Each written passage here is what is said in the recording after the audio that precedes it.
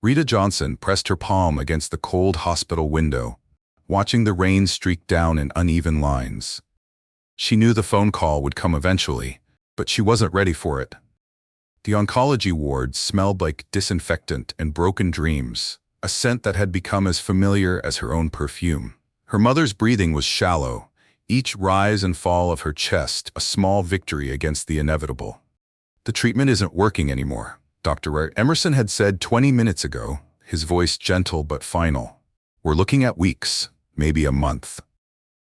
Rita's reflections stared back at her from the rain-soaked glass. 24 years old, her light brown skin still radiant despite the exhaustion etched around her eyes, shoulders squared against a world that seemed determined to break her. She'd been carrying this weight since she was 18, when the first diagnosis came. College dreams had crumbled into double shifts at Brewtime Café on Madison Avenue. Every dollar counted, every penny stretched. Her phone buzzed. Another overdue notice from Riverside Medical. $46,500 in medical bills growing like a cancer of its own. "Baby girl." Her mother's voice was barely a whisper. Rita turned, forcing a smile that felt like lifting stones. "I'm here, Mama. You don't have to stay. I know you got work." "Shh." Rita pulled the worn hospital chair closer to the bed, taking her mother's hand. The skin felt paper thin, but the grip was still strong, still fighting. "I'm exactly where I need to be." But even as she said it, Rita's mind raced. The morning shift at the cafe started in 6 hours. She'd have to catch the last metro line, grab maybe 3 hours of sleep on her lumpy studio apartment couch, then start the cycle again. Coffee, customers, bills, hospital. Repeat. When did loving someone become so expensive? 20 minutes later, Rita stood at the bus stop on Kingsley Drive, hood pulled up against the persistent drizzle.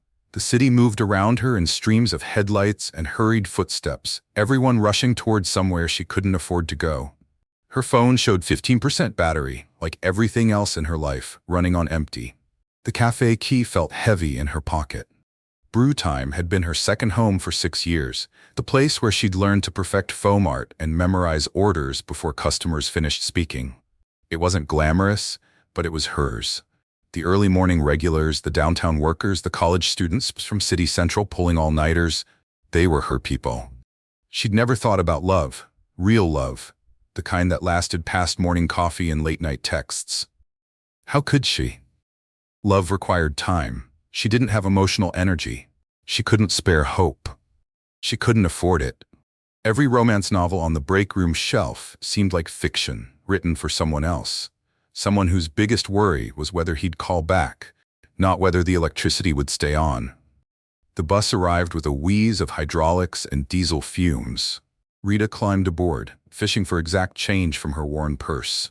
The driver, a kind-faced woman named Doris, who'd been running this route for 15 years, waved her off. "You're good, honey. How's your mama?" "Fighting," Rita managed, the word catching in her throat. As the bus pulled away from the curb, she pressed her forehead against the cool window. Tomorrow would bring another day of vanilla lattes and forced smiles, another evening of insurance calls and medical bills. But tonight, in this moment between hospital and home, she allowed herself one dangerous thought. What if there was another way? She had no idea that 47 blocks away, in a glass tower piercing the downtown skyline, a man was staring at his own reflection, asking himself the very same question. And tomorrow, their worlds would collide in ways neither could imagine. He never made mistakes, until the app led him to the wrong place at exactly the right time. Jared Whitmore stood in the lobby of his 38th floor office, adjusting platinum cufflinks that cost more than most people's monthly rent. At 35, he'd built Whitmore Retail Group from a single storefront into a multi-billion-dollar empire spanning 14 states. Numbers made sense to him. Contracts were clean, emotions were inefficient. His phone buzzed with the morning's third call from his mother. "Jared, darling, the Westbrooks are hosting another dinner party next weekend. Their daughter Julia just returned from Milan." He declined the call without listening to the rest. Marriage, heirs, legacy. The same conversation, wrapped in different ribbons, month after month. His board of directors had made it clear. At 35 and unmarried with no succession plan, he was becoming a liability to his own company. The solution had come to him during a particularly tedious quarterly meeting. Why complicate things with romance? He needed a child, not a love affair. A business arrangement would be cleaner, more predictable, no messy emotions, no divorce lawyers, no broken hearts. He'd spent weeks researching surrogacy agencies, but every consultation felt wrong. Too clinical, too detached. He wanted something more personal, not love. He didn't believe in that fairy tale, but at least human connection. That's when his assistant suggested the app, Local Link, designed for professional networking, but with a broader social component. Sometimes the best connections happen organically, Mr. Whitmore. Jared had rolled his eyes, but downloaded it anyway. His profile was minimal, business professionals seeking meaningful conversation. He'd planned to scroll through a few profiles, maybe find someone sophisticated enough to understand an unconventional arrangement. The app glitched. Instead of showing him the curated matches based on his preferences, MBA graduates, corporate professionals, country club members, it defaulted to location proximity. The first profile that appeared was blank, except for a name, Rita J. Something made him click. 20 minutes later, he was standing outside Brewtime Café on Madison Avenue, feeling completely out of place in his $3,000 suit among college students and freelance writers. The autumn morning air carried the scent of Ethiopian beans and possibility. What am I doing here? He almost turned around. This was ridiculous. He had conferences to attend, acquisitions to finalize, a Fortune 500 company to run. But curiosity, a sensation he rarely indulged, kept his feet moving toward the door. The bell chimed as he entered. The coffee shop was everything his usual spots weren't. Mismatched furniture, local artwork on exposed brick walls, the comfortable chaos of people actually living their lives instead of performing them. Jazz played softly from speakers hidden somewhere in the ceiling. And then he saw her. Rita stood behind the espresso machine, steam rising around her like morning mist. Her hair was pulled back in a simple ponytail, no makeup except for a hint of gloss that caught the light when she smiled at customers. She moved with practiced efficiency, calling out orders, wiping down counters, making conversation that seemed genuinely warm rather than professionally required. She was real, unguarded, beautiful in a way that had nothing to do with designer clothes or professional styling. "What can I get started for you?" she asked when he reached the counter, her voice carrying a slight rasp that suggested too many early mornings and not enough sleep. Jared realized he'd been staring. "Coffee. Black, just black." She tilted her head, studying him with eyes that seemed to see too much. "You sure? We've got this Ethiopian single origin that's like drinking liquid silk. Might change your perspective on the whole black coffee thing." He found himself nodding. "Okay. Surprise me." As she worked, Jared watched her, hands graceful, confident, wearing no jewelry except for a simple silver ring on her right hand. No wedding band. When she handed him the cup, their fingers brushed for just a moment. "First time here?" she asked. "Yes. I was in the neighborhood." She smiled, and something in his chest shifted. "Well, welcome to the neighborhood. I'm Rita. Jared?" She turned to help the next customer, and Jared found himself lingering, pretending to check emails on his phone while stealing glances at her interaction with regulars. She remembered orders, asked about family members, offered free pastries to the homeless man who counted change in the corner. She treated everyone like they mattered. When was the last time someone had looked at him, really looked at him, without seeing dollar signs or networking opportunities? An hour later, he was still there, nursing his second cup of what was indeed liquid silk. Rita glanced over during a lull, raising an eyebrow. "Either that coffee is really good, or you're avoiding something important." The truth slipped out before he could stop it. Both. And for the first time in years, Jared Whitmore found himself wanting to tell someone his story.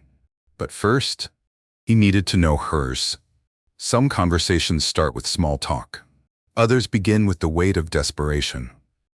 3 days passed before Jared returned to Brewtime. 3 days of staring at quarterly reports without seeing the numbers, of sitting through board meetings while replaying the sound of Rita's laugh, of lying awake at 2 a.m., wondering what kind of man lingered in coffee shops like a lovesick teenager.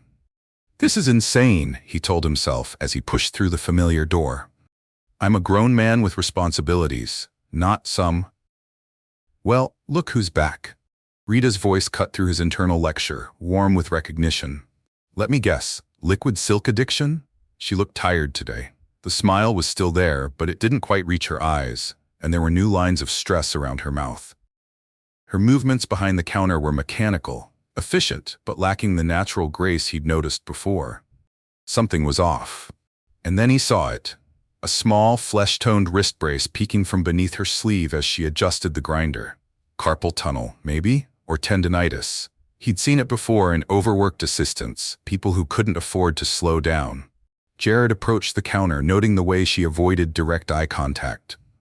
Rough morning? Rita's hands stilled on the espresso machine for a moment. Her composure cracked, revealing something raw and vulnerable underneath. Then she caught herself, straightening her shoulders. Just my hands acting up again, she said lightly, brushing it off like a minor inconvenience. Nothing a little caffeine and stubbornness can't fix. Just life being life, you know? She forced brightness into her voice. Same Ethiopian blend, actually. Jared leaned against the counter, lowering his voice. Could we talk somewhere private? Her eyes snapped to his, suddenly wary. I'm working. I know, but I have a business proposition, something that might interest you. Business proposition. The words tasted wrong in his mouth, too cold for what he was feeling, but he didn't know how else to begin. How do you tell someone you've been thinking about them for 3 days straight? How do you explain that their presence had somehow made your precisely ordered world feel incomplete? Rita studied his face for a long moment. Behind them, the morning rush was winding down, leaving only a few laptop-wielding freelancers scattered across mismatched chairs. Lena, she called to her coworker, a pierced college student with purple hair. Can you cover for 15 minutes? She asked. Rita led him to a corner table near the window, where morning light caught the exhaustion in her features. Up close, Jared could see the slight tremor in her hands, the way she kept checking her phone like she was expecting bad news. So, Rita said, settling into her chair with the careful movement of someone carrying invisible weight, what kind of business proposition are we talking about? Because if this is some kind of weird pickup line, it's not. Jared surprised himself with how quickly he responded. I mean, I'm attracted to you. I'd be lying if I said otherwise. But that's not why I'm here. Her eyebrows rose. Okay, now I'm really curious. Jared had rehearsed this conversation dozens of times in his head, but sitting across from her, seeing the wariness in her dark eyes, every prepared speech evaporated. He found himself telling the truth instead. I need a child. The words hung between them like a bridge he couldn't cross back over. Rita blinked. Once, twice, her expression shifting from curiosity to confusion to something that might have been anger. Excuse me. I know how that sounds, Jared said quickly, but I'm not talking about some casual arrangement. I'm talking about something real, legal, beneficial for both of us. Rita's phone buzzed against the table. She glanced at it and went pale. Riverside Medical Billing Department. Even upside down, Jared could read the caller ID. I have to take this, she whispered, but her hands were shaking too badly to swipe the screen. Without thinking, Jared reached across the table and covered her hand with his. Let it go to voicemail. You don't understand, she whispered. Medical bills. It wasn't a question. He'd seen that particular brand of desperation before, in his own mirror years ago, before the money and success had insulated him from such fears. Your mother. Rita's facade finally crumbled. Tears she'd been holding back for weeks spilled over, and she buried her face in her hands. The treatment isn't working anymore. We owe $46,500, and they're talking about discontinuing care if we can't make payments. And I don't know what to do because I can't lose her. She's all I have. The words tumbled out in a broken rush, and Jared felt something shift inside his chest. This wasn't about attraction anymore, or even his carefully planned arrangement. This was about a woman drowning in circumstances beyond her control, fighting battles she couldn't win alone. What if you didn't have to worry about the money? He said softly. Rita looked up. Mascara smudged, eyes red but still defiant. What? The medical bills? All of them? What if I could make them disappear? In exchange for what? Because I'm not. A baby. Jared met her gaze directly. I'll pay every medical bill, ensure your mother gets the best treatment available, set up a trust fund for ongoing care. In exchange, you give me a child." The coffee shop seemed to hold its breath around them. Rita stared at him like he'd spoken in a language she didn't recognize. "You're serious?" "Completely. You want to buy a baby from me?" The disgust in her voice hit him like a physical blow. "No. God. No. I want us to have a child together, legally, with dignity." Rita stood abruptly, her chair scraping against the floor. "You're insane. You don't even know me." "I know enough." Jared rose too, reaching for her arm as she turned to leave. "Rita, wait," she spun back, eyes blazing. "You know what? You're right. You want a baby? Fine. But not like this. Not like I'm some desperate woman you can pay off." Her voice carried across the coffee shop, drawing stares from other customers. But Rita didn't care anymore. The professional mask had completely slipped, revealing the fierce, proud woman underneath. "If you want this child," she said, her voice steady despite the tears, "then you marry me. Real marriage. Real commitment. Because I won't be used, Mr. Whitmore. Not even for $46,500. And with that ultimatum hanging between them, she walked away, leaving Jared to wonder if he'd just met his match or his destruction. Sometimes the most important decisions are made in hospital corridors at 3 a.m. Rita hadn't slept in 36 hours. The ICU waiting room at Riverside Medical had become her second home. Uncomfortable plastic chairs and vending machine coffee, her only companions as her mother fought through another crisis. The latest round of chemotherapy had triggered complications no one had anticipated. She pressed her palms against her burning eyes, trying to block out the fluorescent lights that never dimmed, the constant beeping of machines, the hushed conversations of doctors delivering news families never wanted to hear. Her phone showed 17 missed calls from brew time. She'd called in sick for 3 straight days, something she'd never done before. Lena was covering her shifts, bless her, but Rita knew she was pushing her luck. Jobs like hers didn't come with unlimited compassion. "Miss Johnson?" Rita looked up to find Dr. Emerson approaching, his expression carefully neutral in the way that usually preceded bad news. She braced herself. "Your mother is stable for now," he said, settling into the chair beside her. "But I need to be honest with you about what we're facing here. It comes to the treatment options we discussed last week. They're experimental, expensive, and there's no guarantee they'll work." Dr. Emerson's voice was gentle but firm. "Without them, we're looking at palliative care, making her comfortable." "How much?" The words scraped Rita's throat raw. "For the full treatment protocol, around $200,000. Insurance will cover maybe 30%. The number hit her like a physical blow. $140,000. She made $22,000 a year serving coffee. Even if she worked every day for the rest of her life, she'd never earn enough. "There are payment plans," the doctor added. "Doctor." Rita's voice was barely a whisper. "How long without treatment?" "Doctor." Emerson was quiet for a long moment. 6 weeks. Maybe 8. 6 weeks. After he left, Rita sat in the artificial twilight of the waiting room, watching families navigate their own private hells. A teenage boy slept across 3 chairs, his mother's chemo bag hanging like a question mark above his dreams. An elderly man fed ice chips to his wife, murmuring promises about grandchildren they might never see grow up. "Love is expensive," she thought, "and I'm broke." Her phone buzzed, a text from an unknown number. "I've been thinking about your counterproposal. Can we talk?" Jared Rita stared at the screen until the words blurred. 3 days ago, she'd walked away from his offer with her pride intact, but her problems unsolved. 3 days of watching her mother grow weaker, of calculating impossible numbers, of realizing that dignity didn't pay medical bills. She texted back, "Room 847, ICU." 20 minutes later, Jared Whitmore stepped off the elevator wearing dark jeans and a simple button-down shirt, the most casual she'd ever seen him. He looked around the sterile corridor, clearly out of his element, until he spotted her standing by the window. "How is she?" he asked, approaching cautiously. "Dying." The word came out flat, matter-of-fact. Rita had no energy left for euphemisms. 6 weeks. Maybe 8. Unless we can afford treatment that costs more than I'll make in 6 years. Jared absorbed the information without flinching. "What kind of treatment?"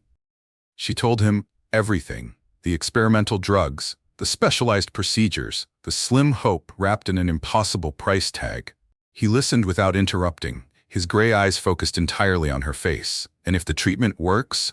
Maybe a year, maybe 5, maybe she gets to meet your baby. The last words slipped out before Rita could stop them. Our baby, Jared corrected quietly. They stood in silence, watching the city spread out below them through the hospital window. The city looked different from up here. Less overwhelming, more manageable, like problems that once seemed impossible might actually have solutions.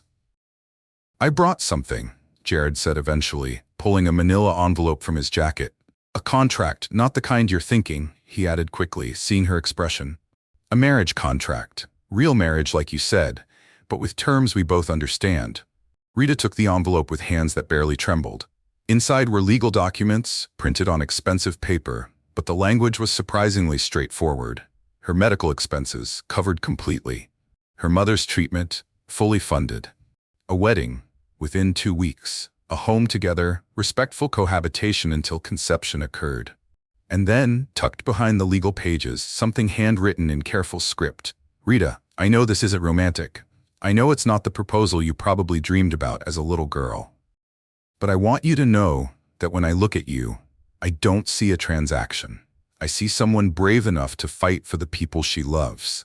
Someone who makes coffee like art and treats strangers like family. Someone who deserves better than the hand life has dealt her. I can't promise you love.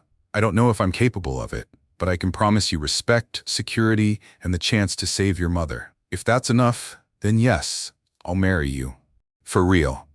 Rita read the note twice, then folded it carefully and put it back in the envelope. Through the window, she could see the city coming alive with evening lights. Millions of people, living their own complicated love stories.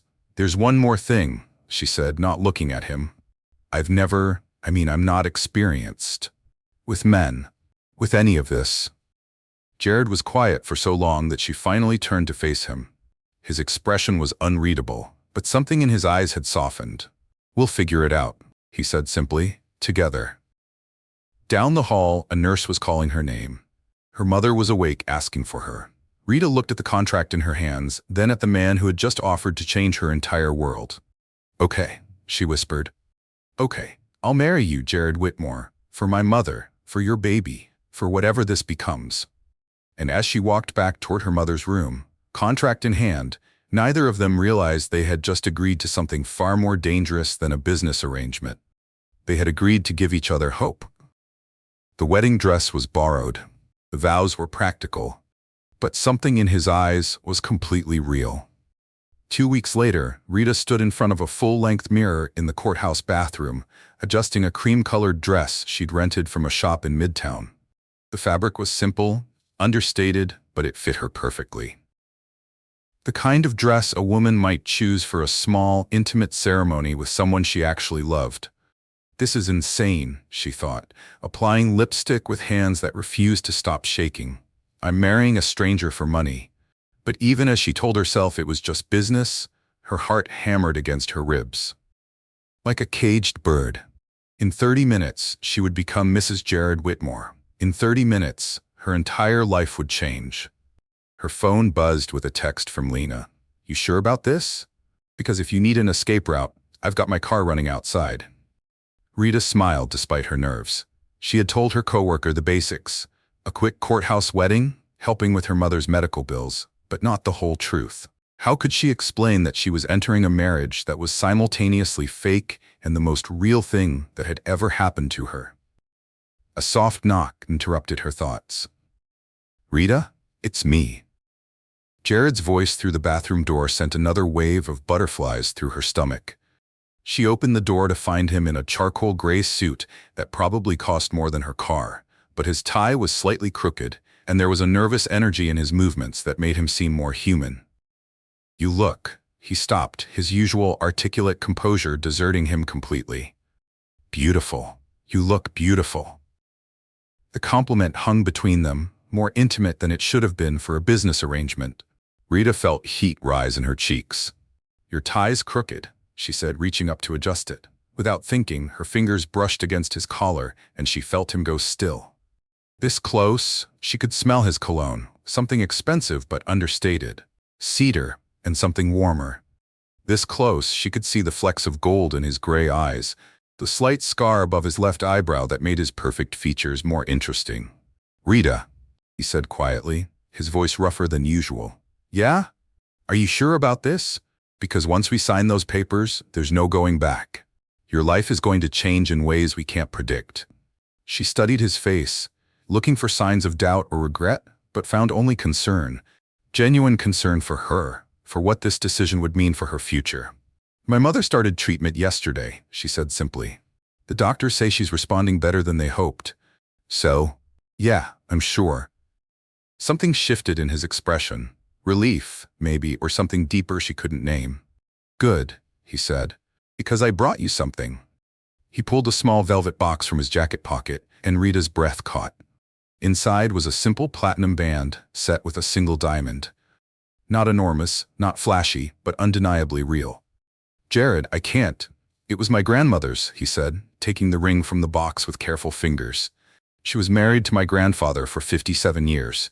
He used to say she was the only person who ever made him want to be better than he was." Rita's throat tightened. "Why are you telling me this?"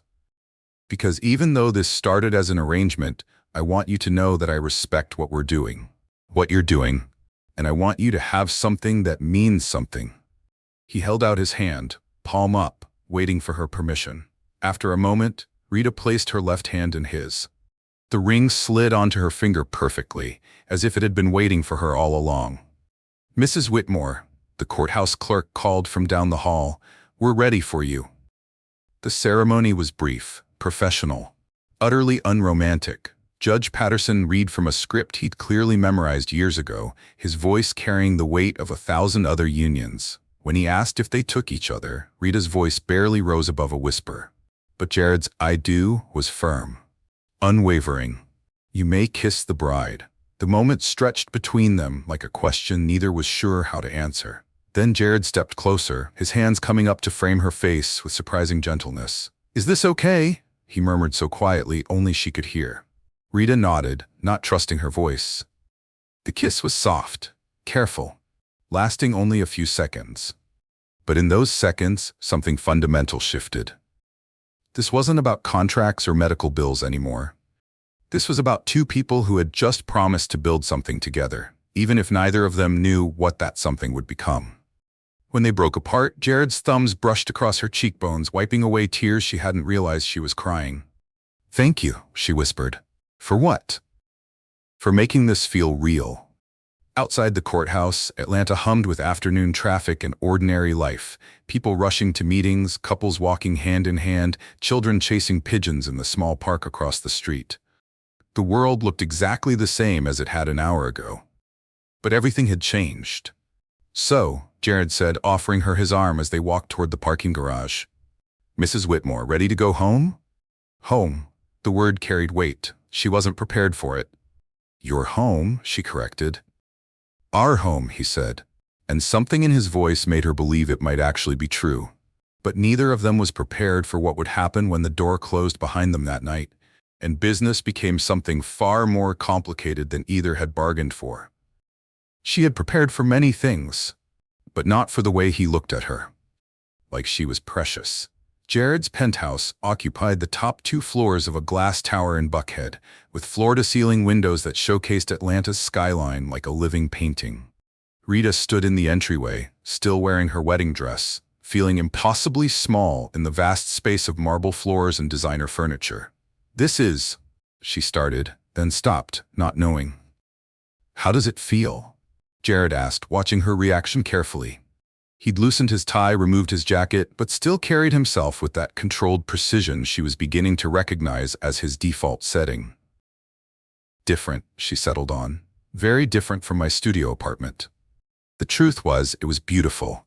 Clean lines and warm woods. Art that actually meant something instead of mass-produced prints. A kitchen that looked like it belonged in a magazine, but it felt like a museum. Perfect, untouchable, designed for looking rather than living.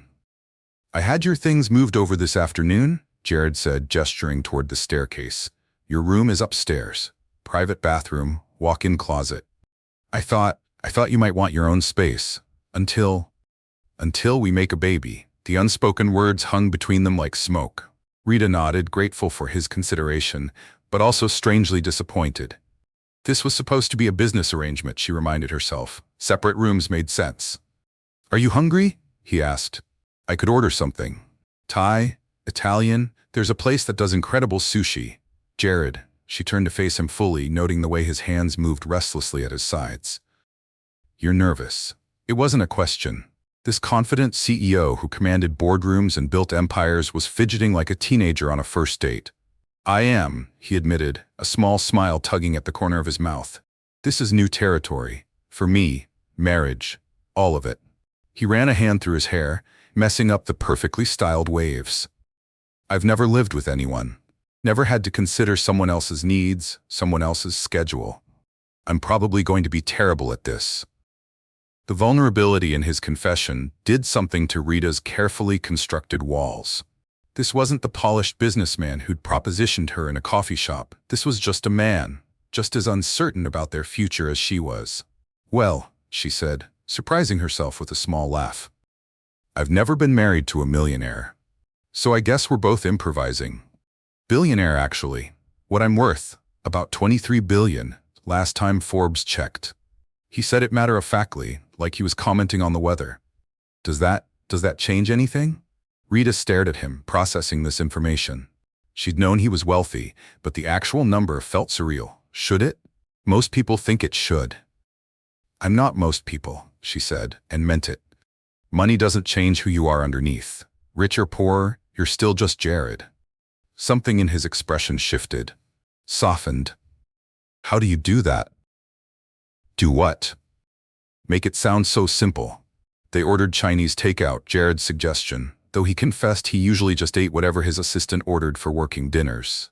They sat on his pristine white couch with cartons spread across the coffee table, and for the first time since meeting him, Rita saw him truly relax. "Tell me something," she said, twirling lo mein around her chopsticks. "What did you want to be when you were little, before the business empire?" Jared paused, a dumpling halfway to his mouth. "You'll laugh." "I won't." "A teacher. 3rd grade, specifically." He set down his chopsticks, lost in the memory. "I used to line up my action figures and teach them math. Had a little chalkboard and everything." Rita's heart squeezed. She could picture it perfectly. A serious little boy with gray eyes patiently explaining addition to plastic superheroes. "What changed?" "My father died when I was 12. Heart attack. Left my mother with a failing business and mountains of debt." His voice went flat, distant. "I learned pretty quickly that money was the difference between security and losing everything, so I got good at making it." "And the teaching dream?" "Dreams don't pay medical bills," he said simply. The parallel to her own situation wasn't lost on either of them. They ate in comfortable silence for a while, the city lights twinkling beyond the windows like fallen stars. "What about you?" Jared asked eventually. "What did little Rita want to be?" "A veterinarian. I was going to save all the stray animals in Atlanta." She smiled at the memory. Had it all planned out. Big clinic, low-cost spay and neuter programs. The works. College? 2 years at Georgia State before Mom got sick. Turns out pre-med classes don't leave much time for double shifts at coffee shops. She said it without bitterness, but Jared caught the note of loss underneath. Another dream deferred by necessity. Another young person forced to grow up too fast. "Maybe," he started, then stopped. "Maybe what?" "After, when things settle, maybe you could go back, finish your degree." The offer was casual, but the hope it sparked in Rita's chest was anything but. "You'd want that?" "I'd want whatever makes you happy." The words hung between them, more intimate than anything in their marriage contract. Rita felt something shift in her chest, a warmth that had nothing to do with the wine they'd opened. "It's getting late," Jared said softly, glancing at his watch. It was nearly midnight. "Yeah." Rita stood, suddenly aware of the weight of the day, the enormity of what they'd committed to. "I should probably." "Rita." His voice stopped her as she reached the stairs. When she turned, he was standing too, hands in his pockets, looking younger than his 35 years. "This doesn't have to happen tonight," he said quietly. "The physical part. I know this is all moving fast, and you said you haven't. I don't want you to feel pressured." Rita studied his face in the dim lamplight. She could see the effort. It cost him to offer her an out, to put her comfort before the arrangement they'd made. "What if I don't want to wait?" she heard herself say. Jared went very still. Rita, I'm not saying this because I feel obligated, she said quickly. I'm saying it because maybe I want to. Maybe I want to know what it feels like to be wanted by someone who sees me as more than just a means to an end. He crossed the room slowly, stopping just close enough that she could feel the warmth radiating from his body. You are more, he said, his voice rough with something she couldn't name. So much more than I expected, more than I knew I needed. When he cupped her face in his hands, Rita felt her heart stop and restart. This wasn't about contracts or babies or business arrangements. This was about two lonely people who had somehow found each other in the chaos of their complicated lives. Are you sure? He whispered against her forehead. I'm sure. And as he led her upstairs, their hands intertwined. Both of them knew they were crossing a line from which there would be no return. From arrangement to something real, dangerous, and beautifully uncertain. He had expected duty. What he found was devotion. He never knew he was capable of it. The master bedroom was softly lit by bedside lamps, casting warm shadows across cream-colored walls and midnight blue linens. Rita stood near the window, still in her wedding dress, watching the city lights blur through sudden tears she couldn't explain. Jared closed the door behind them with careful quiet, as if any sudden movement might shatter the fragile courage that had brought them here. When he turned, he found her silhouette trembling against the glass. Hey, he said softly, approaching like she was a wounded bird. We don't have to. I'm scared, she whispered, not turning around. Not of you, not of this, but of what happens after, when this stops being pretend. Jared's breath caught. What makes you think it's pretend? She turned then, moonlight catching the tears on her cheeks. Isn't it? We barely know each other. We married for practical reasons. We're about to be intimate because we made an agreement. How is any of this real? He stepped closer, close enough to see the pulse jumping at her throat, the way her hands trembled as she smoothed the fabric of her dress. Because of this, he said simply, reaching up to catch a tear with his thumb. Because you're crying, and I want to fix whatever's hurting you. Because I've thought about you every day since we met, and it has nothing to do with contracts or arrangements. Rita's eyes widened. Jared? Because when you adjusted my tie today, my heart stopped. Because you make me want to be the man you deserve, not just the one who can pay your bills. His voice grew rougher, more honest. Because this terrifies me too, and I've never been afraid of anything in my life. She searched his face in the dim light, looking for lies or manipulation, but found only raw honesty. This controlled, powerful man was as vulnerable as she was. I don't know how to do this, she admitted. Neither do I, he confessed. Not like this. Not when it matters. He reached for the zipper at the back of her dress, then stopped, his fingers barely brushing the fabric. May I? She nodded, turning her back to him. His hands were steady, despite the tension she could feel radiating from him. The zipper whispered down slowly, reverent, and cool air kissed her spine. But instead of letting the dress fall, he pressed his forehead against the back of her neck. You're shaking, he murmured against her skin. So are you. They stood like that for a moment, breathing each other in, letting the magnitude of what they were doing settle around them. This wasn't just physical intimacy they were crossing into. It was emotional territory neither had ever explored. When Rita turned in his arms, the dress pooled at her feet like fallen starlight. She stood before him in simple white cotton, beautiful in her vulnerability, and Jared felt something in his chest crack wide open. You're perfect, he breathed, his hands hovering near her waist like he was afraid to touch. I'm not. I'm scared and inexperienced and… Perfect, he repeated, silencing her doubts with the gentlest kiss. Perfect for me. What followed was a slow discovery, tender and patient and nothing like either had imagined. Jared had known physical intimacy before, but this was different. This was two people learning each other's languages, mapping territories of trust and tenderness. When Rita gasped against his shoulder, overwhelmed by sensations she'd never experienced, he stopped completely. Are you okay? Don't stop, she whispered, her fingers tangling in his hair. Please don't stop. He didn't. He moved with her like they were dancing to music only they could hear, patient and careful and reverent. When she finally called his name, it wasn't duty or obligation that responded. It was something deeper, more dangerous, something that felt suspiciously like love. Afterward, they lay in the dark, Rita's head on his chest, both of them trying to process what had just happened. The physical intimacy had been beautiful, but it was the emotional intimacy that had undone them both. Jared, Rita's voice was small against his skin. What happens now? He tightened his arms around her, pressing a kiss to the top of her head. Now we see what we've built. And if I get pregnant, then we figure out how to be parents, together. And if I don't?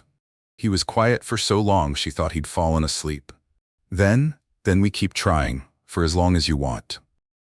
Something in his voice made her lift her head to look at him. What are you saying? I'm saying that what just happened, this isn't about the arrangement anymore. This is about us. He cupped her face in his hands, thumb tracing her lower lip. I don't know when it happened, but somewhere between that first day in the coffee shop and tonight, this became real for me. Rita's heart hammered against her ribs. Real? How real? Like I don't want this to end when you get pregnant real. Like I want to wake up next to you for the next 50 years real.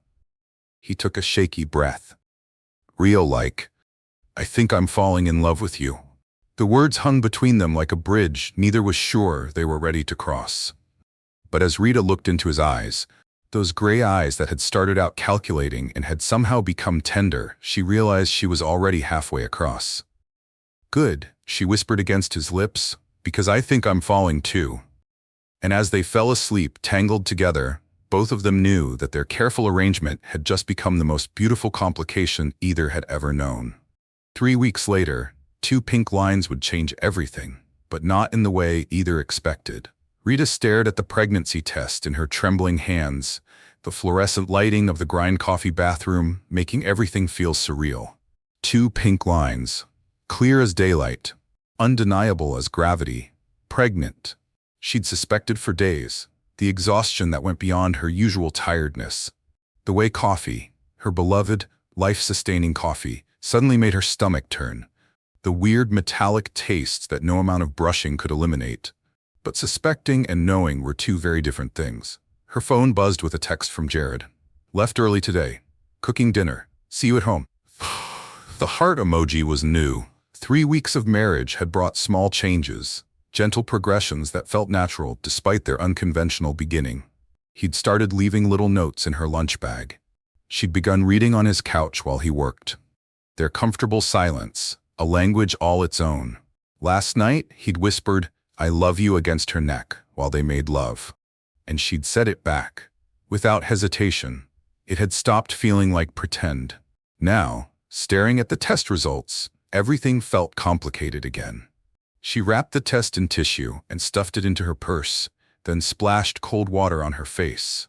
In the mirror, she looked the same as she had that morning. Same dark eyes, same full lips, same face that Jared had started kissing awake each morning. But everything was different now. I'm carrying his child. The thought should have filled her with triumph. This was what they'd planned, what they'd agreed to. Mission accomplished. But instead, she felt a strange hollowness, a fear she couldn't name. The bus ride home took forever. Rita pressed her forehead against the cool window, watching Atlanta blur past while her mind raced. How would she tell him? Over dinner? In bed? Should she make it special somehow? Or just blurt it out? What if this changes everything between us? The penthouse felt different when she walked in. Jared's suit jacket was draped over a chair, his tie loosened, sleeves rolled up as he moved around the kitchen with focused concentration. The scent of garlic and herbs filled the air. Hey, beautiful, he called without looking up from whatever he was stirring. How was your day?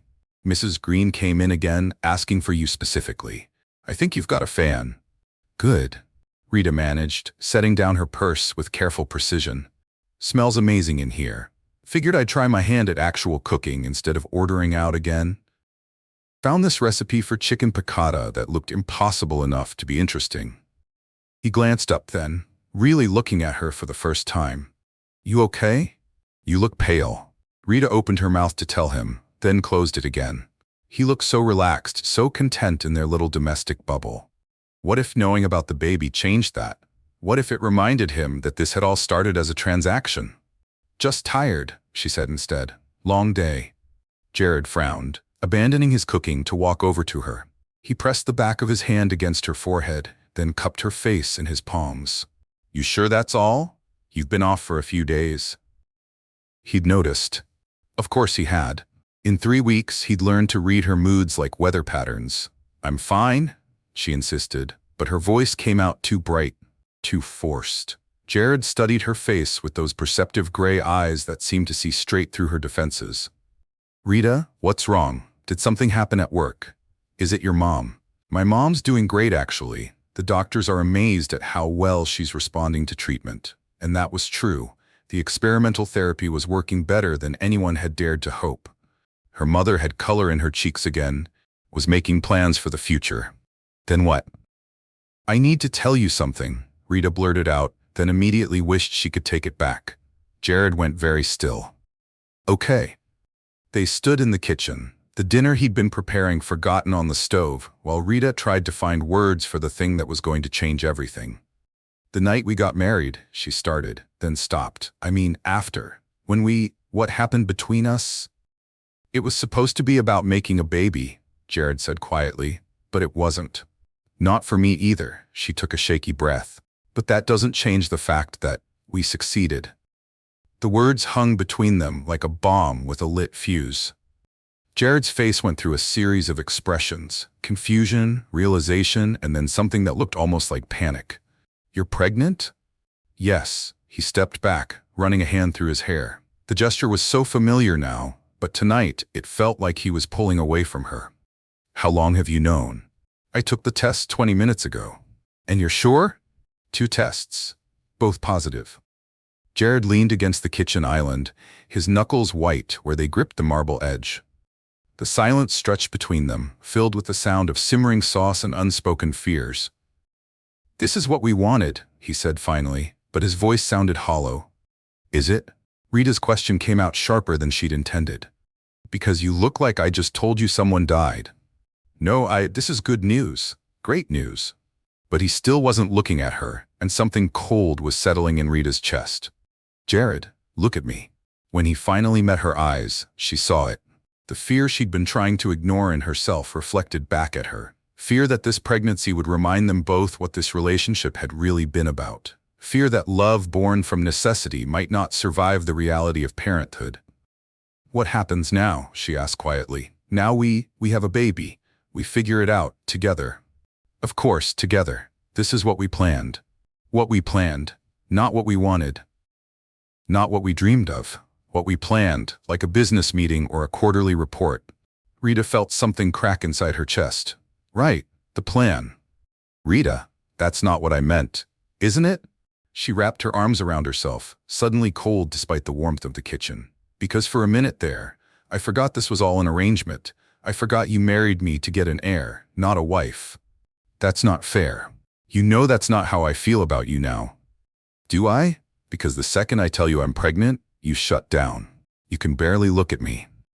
Jared's jaw tightened. I'm processing. This is big news. This is what you wanted. The words came out louder than she intended, edged with hurt and frustration. A baby. An heir. Mission accomplished, right? Don't, he said, his voice going dangerously quiet. Don't reduce what we have to that. Then what do we have, Jared? Because right now, I'm not sure. They stared at each other across the kitchen that had felt like home 20 minutes ago, and now felt like a battlefield. The timer on the stove went off, a sharp intrusion that made them both jump. Dinner's ready, Jared said automatically. But neither of them moved. I'm not hungry, Rita whispered.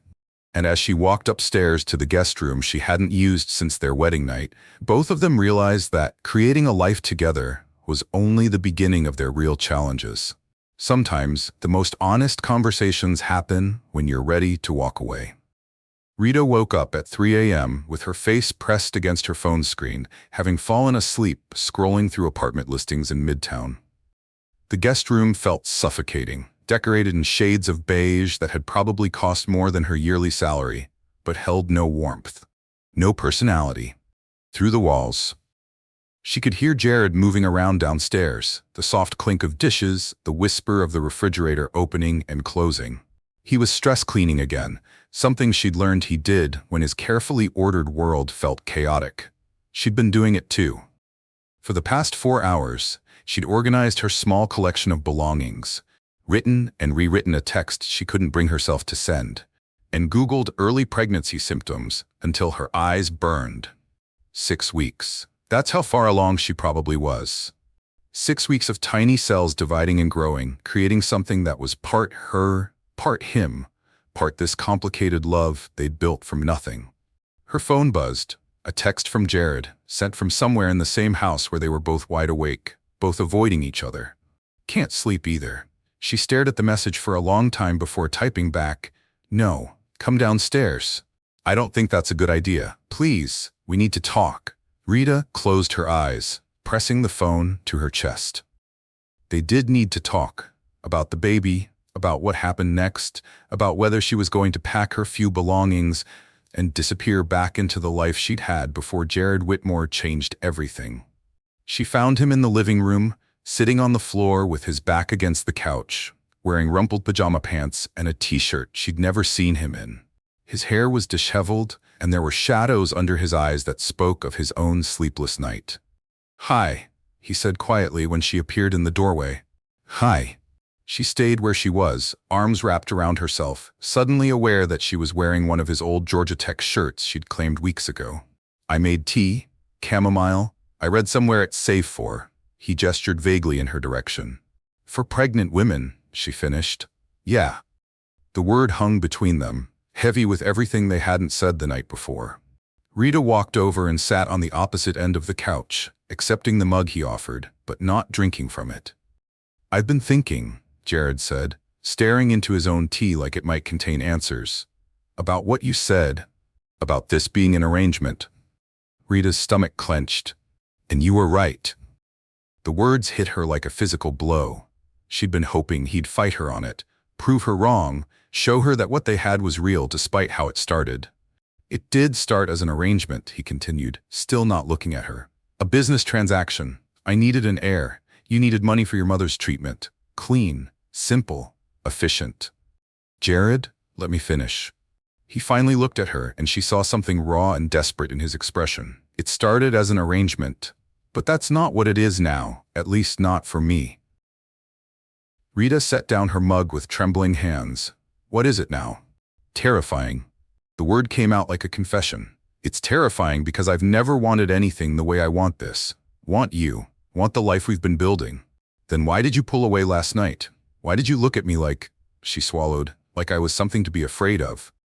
He let out a hollow laugh. "Because I am." "Scared out of your mind?" "Of screwing this up," Jared said, standing abruptly, beginning to pace the length of the room. "Of being a terrible father, like mine was. Of you realizing that you settled for me because you were desperate, not because you actually loved me." The honesty in his voice stopped Rita's breath. "Jared, that's not." "Isn't it?" He turned to face her, his control finally cracking completely. "You married me to save your mother. Everything good that's happened between us came after you'd already committed to this arrangement. How do I know what's real and what's just you making the best of a bad situation?" Rita stood too, anger flaring in her chest. "How can you even ask me that? After everything we've shared, everything we've been to each other? Because I love you too much to pretend." The words exploded out of him, raw and desperate. "I love you so much it's rewriting everything I thought I knew about myself, and the idea that this baby might be the only reason you stay, it's killing me." They stared at each other across the room, both breathing hard, the truth finally naked between them. "You think I'm with you because of the money," Rita said quietly. "I think you're with me because you're a good person who honors her commitments, even when they cost you your freedom. And you think having this baby will trap me here? I think having this baby will give you everything you agreed to. Your mother's treatment is paid for. You'll have financial security for life. The contract will be fulfilled." Rita felt tears burning behind her eyes. "So you think I'll leave?" "I think you should have the choice to leave, without feeling guilty or obligated or trapped by some arrangement we made when you were desperate." The silence that followed was deafening. Outside, Atlanta was beginning to wake up. the distant hum of early traffic, the first hints of dawn creeping through the windows. "Can I tell you something?" Rita said finally. Jared nodded, not trusting his voice. "I was going to leave last night. I spent hours looking at apartments, planning how to tell you I was going back to my old life." His face went pale. "Rita?" But then I realized something. She stepped closer, close enough to see the flecks of gold in his gray eyes. "I wasn't researching apartments because I wanted to leave you. I was researching them because I was terrified you'd want me to leave once you had what you really wanted." "That's not the baby, Jared. I was afraid that once I gave you a child, I'd become unnecessary, that you'd realize you could have any woman. Someone more sophisticated, more educated, more worthy of being Mrs. Whitmore." They looked at each other, both seeing their own fears reflected back. "We're both idiots," Jared said softly. "Complete idiots," Rita agreed. He reached for her then, pulling her into his arms with the desperation of a man who'd thought he was losing everything. She melted into him, breathing in the scent that had become home. "I don't want you to stay because of the baby," he murmured against her hair. "I want you to stay because you choose me, every day, even when I'm scared and stupid and pulling away instead of holding on." "Then ask me," she whispered against his chest. "What?" She pulled back to look at him. "Ask me to stay. Not because of our arrangement, not because of the baby. Ask me to stay because you love me." Jared cupped her face in his hands, thumbs brushing away tears she didn't realize were falling. "Rita Johnson Whitmore," he said, his voice rough with emotion. "Will you stay with me, not because of any contract or obligation, but because you want to build a life with the man who loves you more than his next breath?" "Yes," she whispered, and then louder. "Yes, I choose you, Jared. I choose us." And as the sun rose over Atlanta, painting their tangled-together silhouettes in gold, both of them finally understood that the most beautiful love stories begin not with perfection, but with the courage to be honest about fear. Some moments change everything, and this one would heal hearts neither knew was still broken. 2 months later, Rita sat in the passenger seat of Jared's car, a small wrapped package in her lap and her heart hammering against her ribs. The October morning was crisp, painting Atlanta's trees in shades of gold and amber that made everything look like a painting. "You sure about this?" Jared asked for the third time, his fingers drumming against the steering wheel as they sat in the hospital parking lot. "I'm sure." Rita touched her still flat stomach, where their baby was growing strong and healthy. "According to Dr. Patel, she needs to know, and I need her to know before it becomes obvious." The unspoken words hung between them. At 12 weeks, Rita was finally ready to share their news, but her mother had to be first. They'd grown closer in these past weeks, she and Jared. The fight had cleared the air between them, stripped away the pretenses and fears that had been building walls neither realized they were constructing. Now they talked about everything. His childhood dreams of teaching, her plans to maybe return to school, the nursery they'd started sketching out on napkins during lazy Sunday mornings. "What if she cries?" Rita asked, clutching the little blue box tighter. "Then we'll cry with her," Jared said simply, reaching over to squeeze her hand. "Happy tears, scared tears, whatever kind she needs." The oncology ward smelled the same as always, antiseptic and hope, and the particular exhaustion that came with fighting for every day. But when they reached room 214, Rita stopped short. Her mother was sitting up in bed, actually sitting up, wearing a soft pink scarf around her head and lipstick that made her brown skin glow. She was laughing at something on the small TV mounted to the wall, and the sound was pure music. "Look at you," her mother said when she saw them, her smile wide and genuine. "All dressed up like you're going somewhere fancy." Rita looked down at herself. She'd changed clothes 3 times that morning, finally settling on a simple yellow dress that Jared said made her look like sunshine. He wore dark jeans and a blue button-down, casual, but somehow significant. "We came to see you, Mama. That's fancy enough for me." Her mother's eyes shifted between them, taking in their joined hands, the nervous energy that practically radiated from both of them. "All right, babies," she said, muting the TV. "What's got you two looking like you swallowed secrets?" Rita and Jared exchanged a look. They'd practiced this moment, but now that it was here, all their rehearsed words evaporated. I have something for you, Rita managed, holding out the small box with trembling fingers. Her mother took it with curious eyes, turning it over in her hands.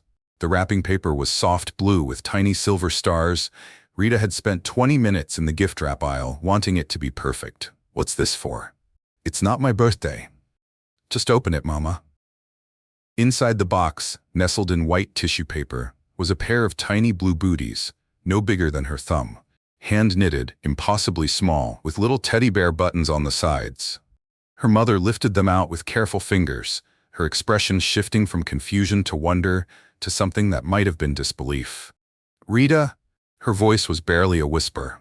You're going to be a grandmother, Rita said, tears already spilling down her cheeks. The silence that followed seemed to last forever. Her mother stared at the booties, then at Rita, then at Jared, her face cycling through emotions too complex to name.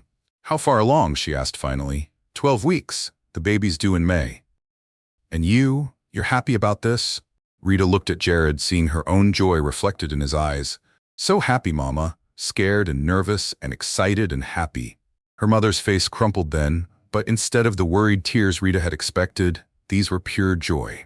She pressed the booties to her chest and sobbed, deep, healing sobs that seemed to release months of fear and pain. Oh, baby girl, she whispered, reaching for Rita with shaking arms. Oh, my sweet baby girl. Rita fell into her mother's embrace, both of them crying and laughing at the same time.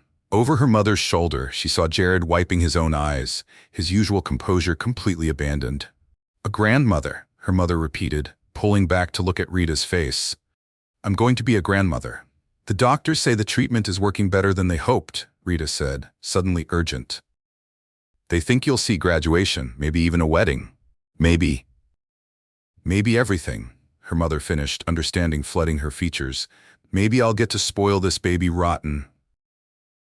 That's the plan, Jared said, his voice rough with emotion. He approached the bed slowly, like he was afraid of intruding on their moment. If that's okay with you, Mrs. Johnson. Rita's mother studied him for a long moment, this man who had married her daughter under strange circumstances, who had paid for treatments that were giving her more time, who was looking at Rita like she hung the moon. You love her, she said. It wasn't a question. More than I knew was possible, Jared answered honestly. And this baby is already the most wanted child in the world. Something in her mother's expression softened completely. Then come here, son. Jared's eyes widened in surprise, but he moved closer to the bed. Rita's mother reached out and took his hand, pressing the tiny booties into his palm. These babies need a lot of love, she said, her voice stern but kind. You think you're ready for that kind of responsibility? Jared looked down at the booties, so small they seemed impossible, then back at her. I think your daughter is teaching me how to be ready. Good answer. She patted his cheek with maternal affection. Now, when do I get to plan a baby shower? Because I have some very specific ideas about themes and cake flavors. As her mother launched into detailed plans involving teddy bear decorations and enough food to feed half of Atlanta, Rita felt something settle in her chest that had been restless for months. This was what family looked like. Not perfect, not conventional, but real and messy and full of love that multiplied instead of dividing. What are you thinking about? Jared asked quietly, moving to stand behind her chair, his hands resting gently on her shoulders. I'm thinking about how this all started, Rita said, leaning back against him, with a mistake, an app glitch that sent you to the wrong coffee shop. Best mistake I ever made. Mine too. Her mother looked up from the baby planning notebook she'd somehow produced from her bedside table. What mistake? Rita and Jared shared a smile, the kind that held entire conversations. The mistake that brought us together, Mama. The beautiful, perfect mistake that gave us everything we didn't know we needed. And as the afternoon sun streamed through the hospital window, painting them all in golden light, 3 generations sat together, planning for a future that had seemed impossible just months before. Proof that sometimes the most unexpected love stories write themselves. 5 years later, she still came to the same coffee shop, but now she brought laughter and tiny hands that reached for everything. The bell above the door of Grind Coffee chimed the same familiar melody it had for 7 years. But today it announced the arrival of something extraordinary. Rita Whitmore stepped through the doorway carrying a sleepy little boy with dark curls and his father's thoughtful gray eyes, while a toddler with pigtails and her mother's infectious smile tugged at her free hand. "Mama, coffee," 3-year-old Naomi announced loudly enough for the entire shop to hear. "Make the pretty foam." Jenna looked up from behind the espresso machine, older now, purple hair faded to lavender, but her grin just as mischievous. "Well, look what the universe dragged in, if it isn't our favorite coffee royalty." "Don't start," Rita laughed, settling 4-year-old Marcus on her hip, while Naomi immediately began exploring the familiar territory of mismatched chairs and exposed brick walls. "We're just here for the usual Saturday morning chaos." "Where's the big man today?" Jenna asked, already starting Marcus's order, hot chocolate with extra marshmallows and a dollop of whipped cream that would inevitably end up on his nose. "Conference call with Tokyo, but he'll be here by lunch." Rita's wedding ring caught the morning light as she smoothed Marcus's unruly hair. Some things never change, but so many things had.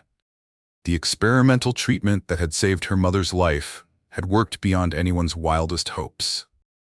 3 years of remission and counting, with energy.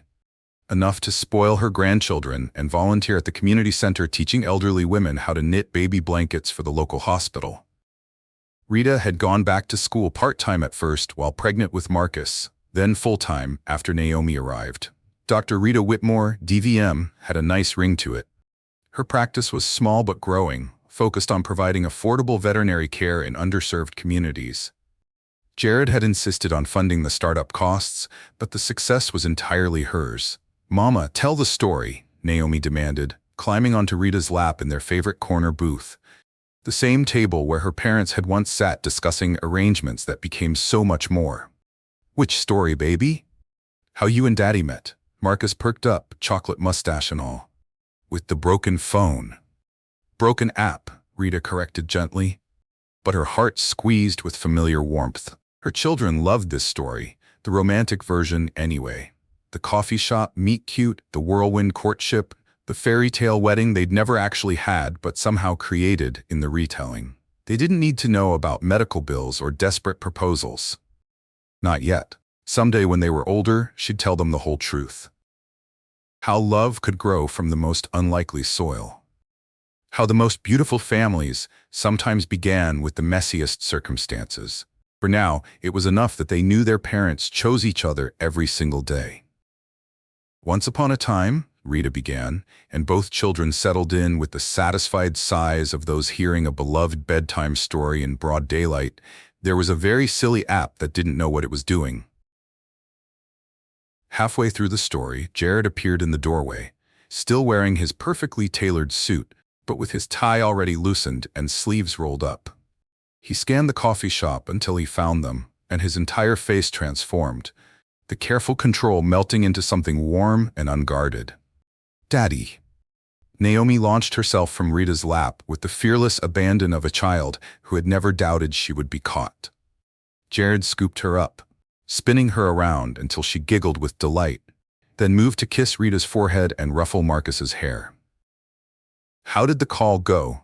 Rita asked, shifting to make room for him in the booth. "Close the deal. The new distribution center in Portland is a go."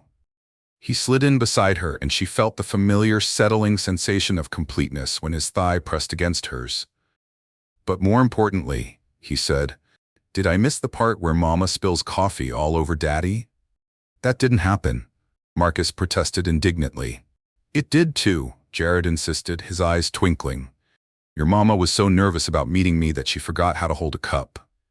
"I was not nervous," Rita laughed, even though they both knew she had been. "I was being professional." "Professionally beautiful," he murmured against her ear, and after 5 years of marriage, she still blushed. They stayed for 2 hours, watching their children charm the regular customers and paint themselves with chocolate and whipped cream. Mrs. Delaney, now 87 and still sharp as a tack, taught Naomi how to make napkin flowers. A Georgia Tech student helped Marcus build elaborate structures out of sugar packets. It was beautifully ordinary, perfectly imperfect, everything neither Rita nor Jared had known they were looking for. As they prepared to leave, Rita paused at the counter where it all began. The espresso machine still hissed and gurgled with the same sounds that had provided the soundtrack to their first conversation. The menu board still advertised Ethiopian single origin and the promise of liquid silk. "Regrets?" Jared asked quietly, following her gaze. Rita looked at their children, Naomi helping Marcus put on his tiny jacket, both of them chattering about the playground they'd visit next. She thought about her mother, who was probably at this very moment teaching a knitting class and telling anyone who would listen about her brilliant grandchildren. She thought about the veterinary practice that gave her purpose, the home they'd built together, the love that had grown from the strangest soil imaginable. "Just one," she said finally. Jared's face fell slightly. "What's that?" "I regret that it took us so long to figure out that the best love stories don't start with once upon a time. They start with, what if we tried something crazy?" Relief and laughter lines crinkled around his eyes. "Dr. Whitmore, are you suggesting we were crazy?" "Completely insane," she confirmed, standing on her tiptoes to kiss him properly, while their children made exaggerated gagging noises behind them. "Best decision we ever made." Outside, Atlanta sparkled with spring sunshine and infinite possibility. The city that had witnessed their desperate beginning now saw their joyful continuation, a family built from hope, sustained by choice, and bound together by the radical idea that love could bloom anywhere, even in the most unlikely places. As they walked toward the park, Naomi's small hand in Jared's and Marcus perched on Rita's shoulders. None of them noticed the young couple at the corner table, heads bent together over a tablet, nervously discussing an arrangement that might just change both their lives. Love, after all, was always beginning somewhere. What would you have done in Rita's situation? Would you have had the courage to demand real love instead of just accepting the arrangement? Your participation in our channel is very important. Please leave your opinion in the comments. Thank you so much for watching until the end. If you enjoyed this story, don't forget to subscribe to the channel, leave a like, and comment your thoughts. Your participation is very important to us. So the story is over, our wonderful friends. Are you still here at this hour? If you're still watching or listening right now, it probably means something in this story touched your heart. And I just want to say, I see you. And I want us to take a moment, just you and me, to look at what we've just experienced with a new perspective. What this story reminds us is that life rarely follows a straight path. Sometimes love doesn't arrive with flowers and clear intentions. Sometimes it begins in the middle of chaos, during a crisis, inside a contract, under conditions that seem anything but romantic. And yet from that, something next. One of the most powerful lessons here is that love isn't always a grand gesture. It's in staying when things get hard, in showing up through uncertainty, in choosing each other daily, even when fear makes you want to run. It's a reminder that healing doesn't always come wrapped in perfection. Sometimes it shows up as the messiest, most inconvenient miracle. As the old ethnocentric saying goes, he who returns from a journey is not the same as he who left. This story is a journey, and everyone does. So if this story stirred something in you, if it made you think about love, forgiveness, or second chances, I invite you to stay a little longer with that feeling. Let it guide you in your own story. And if it meant something to you, please don't fall, because maybe, just maybe, the next love story that heals someone else will start with you.